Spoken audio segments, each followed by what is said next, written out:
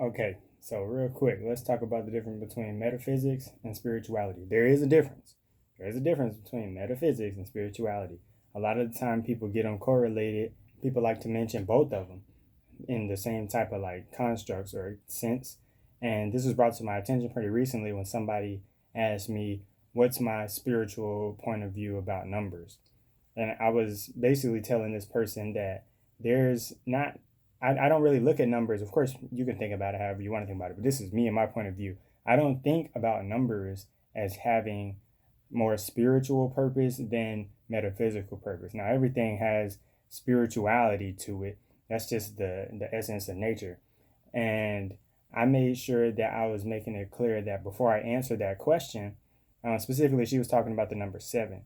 I made sure that I told her, before I tell you my point of view about the number seven, I have to let you know that my point of view is based off metaphysics, not spirituality. So some people, they might look at angel numbers or something, right? Like, or what's called angel numbers. Like if you see 777, and they might say that that has a spiritual meaning to it.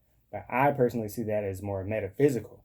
So the difference between metaphysical, first of all, let's make it very clear. Metaphysical means beyond the physical. It means it's transcending the physical. So metaphysical is anything that is beyond this reality. Okay, so if I'm, for example, doing some kind of ritual, I might be trying to pull down or trigger some kind of energies from the metaphysical in order to make it come down to reality. This is what people do in any kind of spell work or even in religions. The funny thing is, a lot of people tie in spirituality and religion with each other, but that's two separate things too. Because spirituality is a lifestyle that comes from one's experiences and how you get to know yourself. That's a lifestyle that can't be taught to you. Religion is always learned from someone else. So you can do something religiously and you can make sure that you stick with it. If that's a doctrine that you were given, that's not spirituality, if you ask me. So spirituality is a lot more necessary than religion would ever be. You're really not even supposed to be doing the same things frequently, because when you do something religiously, that means it's a part of your habit and you make it a part of your lifestyle. But that's not something that is as spiritual, quote unquote, as if you were to just evolve your lifestyle based off of your own truest desires and form your own belief systems, and not letting it be based off of something that you were told or taught or basically forced into believing. So that's why a lot of people who claim to be spiritual are opposed to these doctrines that are the traditional religions and stuff. Is because these are not ideas that you would have had on your own. These are things that are being told to you, and you're being programmed into it in order for ultimately the benefit of somebody else or the will of somebody else. You're being under the will of somebody else, and that goes beyond spirituality. I personally see that as blasphemy. I think the only true form of blasphemy is when you go against your own self. So a lot of the time religion will push it into being about God having a point of view and then you opposing God's point of view.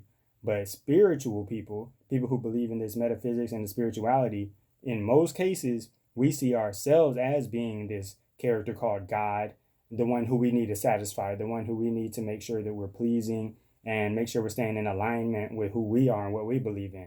Because if we're going against that in any shape or form, aka if we're doing stuff that we don't even really want to do, for example, going to a job that we don't want to every day, or if we go against our morals for the sake of material gain, things like that, all of that stuff is what I would call blasphemy, and it goes against your own spirituality. So really, if it had to be mentioned, like if somebody asked me like, what's your religion, I would say I have no religion, right?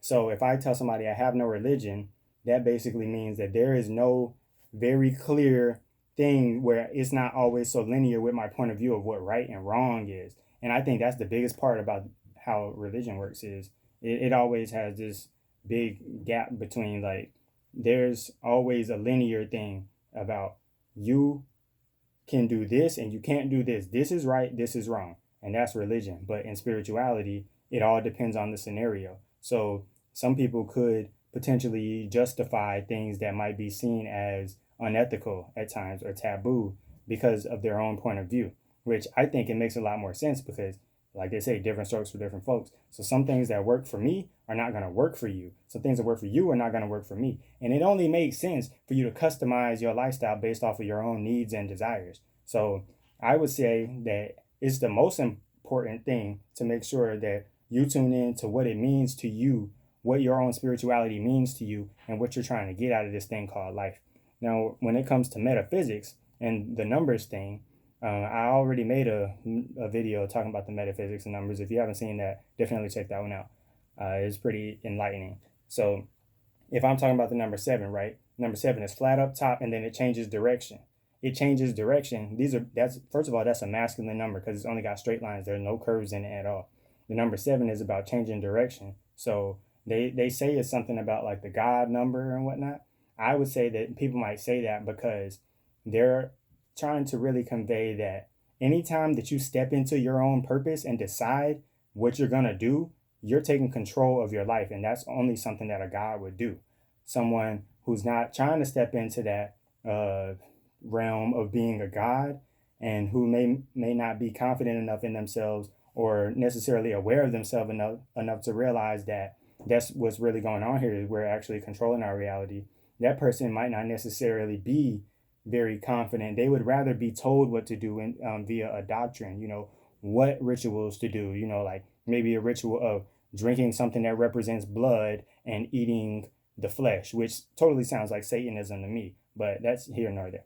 But these religions are being told to people based off of the rituals that the person who was more intelligent than the person who's succumbing to it has these intentions of their own. So the person who's quote unquote at the bottom of the pyramid, the people I say should be the subscribers of the religion, are being pushed into doing things and pushing and promoting the intentions of somebody else, and they don't even know whose intentions they're promoting. That's why it's so dangerous to be a part of a religion in which you're not the one making the rules. You have to be the one to make your own rules in this place. That's thing number one. In order for you to start creating your own reality and getting control over this stuff, you have to determine within yourself what is and is not acceptable in your life. It's super important.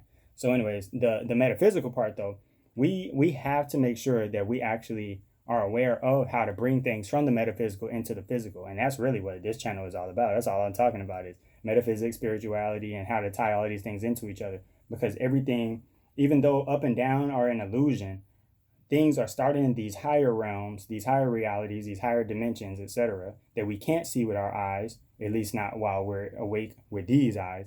And we're bringing them from up there, aka the thought realms, down into this reality, which is the slowest moving that we're aware of. So we have to give it enough density in order for it to fall down out of the clouds, really. So it's kind of like making it rain.